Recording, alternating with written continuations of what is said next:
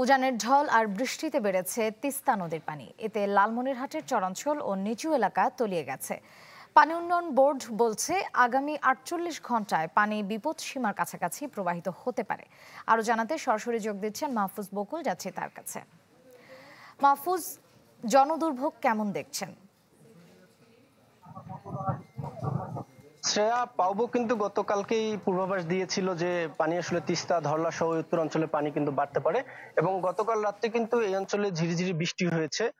ভারী বৃষ্টি এবার তেমন দেখা যায়নি, যার কারণে পানি কিন্তু এখন বিপদসীমার কাছাকাছি। সর্বশেষ বিকেল ৩টার যেটি পরিমাপ, ডালিয়া পয়েন্টে পানি কিন্তু বিপদসীমার ১১ সেন্টিমিটার নিচে প্রবাহিত হচ্ছিল।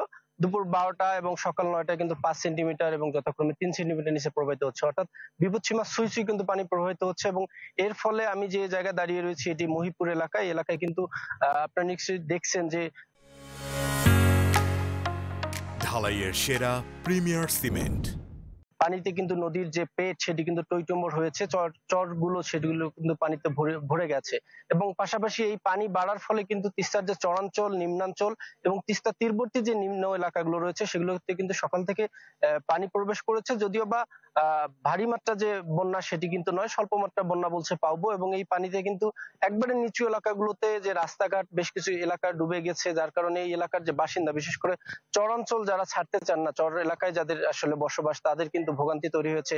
তাদের গবাদি পশু নিয়ে ভোগান্তি তৈরি হয়েছে, গবাদি পশু উঁচু জায়গায় তারা নিয়ে গেছেন এবং রান্না বান্না থেকে শুরু করে সার্বজনীন তাদের যে চলাফেরা সেটিও কিন্তু ব্যাঘাতগ্রস্ত। এবং সব মিলিয়ে পাবো বলছে আগামী ৩ দিন কিন্তু পানি এরকম বাড়তে পারে এবং আজকে আকাশ মেঘলা, বৃষ্টি হলে আরো হয়তোবা বন্যার আকার বেশি ধারণ করবে। শ্রেয়া ছিল লালমিয়ার থেকে আমার কাছে বন্যার সবশেষ তথ্য।